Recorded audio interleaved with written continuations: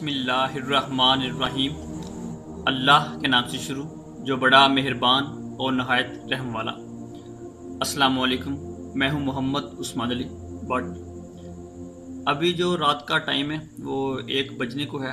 तो अभी हमारे एक अज़ीज़ दोस्त हैं मोहम्मद मुबीन साकवी भाई, उन्होंने इमरान खान का अभी जो रिसेंटली इंटरव्यू हुआ है अमेरिका में वो सेंड किया, जिसमें वो अपने जो आका हैं उनको खुश करने के लिए अपने जो कारनामे हैं वो बता रहे हैं, ताकि आप हमें जो अगली बार है वो भी हमें दी जाए, यानी कि हम हुकूमत में दोबारा फिर रहें क्योंकि हम आपके वफादार हैं। तो उसमें जो इमरान खान साहब हैं वो कुछ इस तरह की बकवास करते हैं कि हमने जो अपनी रूहानी अम्मा है तमाम सेकुलरों की, तमाम लिबरलों की और तमाम यूथियों की, उसको हमने आपके कहने पर बाहर भेजा।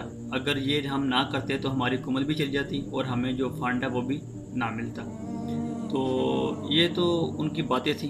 तो यहाँ पर मैं एक और बात कहना चाहूँगा कि नवाज शरीफ के ख़िलाफ़ हमने कैंपेन चलाई और हम उसके ख़िलाफ़ भी हैं, क्योंकि उसने मुमताज़ कादरी रहमतुल्लाह अलैह को फांसी के फंदे पर चढ़ाया।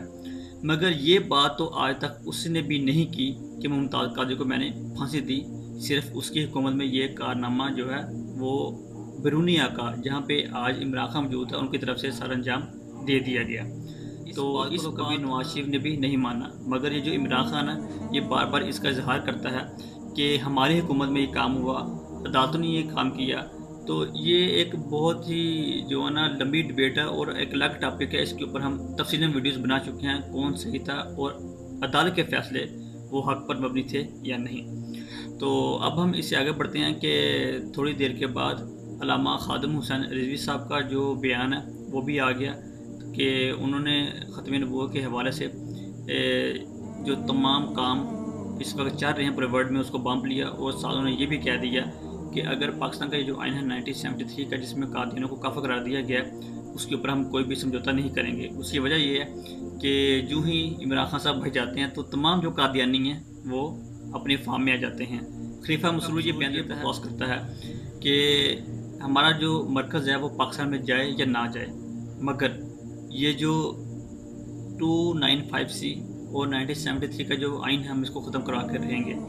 तो ये सारा जो काम है ये अचानक हुआ, तो अवाम तो कुछ यही सोची होगी, मगर यही ये सब एक सोची समझी प्लानिंग के तहत चल रहा है। तो यहाँ पर मैं अपनी वीडियो देखने तमाम दोस्तों आपसे यही कहूँगा कि हमने कलमा किसी पार्टी के बंदे का, लीडर का, अपने किसी पीर का नहीं पढ़ा हुआ, बल्कि कलमा हमने नबी करीम सल्लल्लाहु अलैहि वसल्लम का पढ़ा हुआ। इसलिए हमें चाहिए कि हम 295C का तहफ़्फ़ुज़ करें बगैर किसी हिचकिचाहट के, बगैर किसी अपनी पार्टी को डिफेंड किए, बल्कि जो हक़ की बात हम वो करें।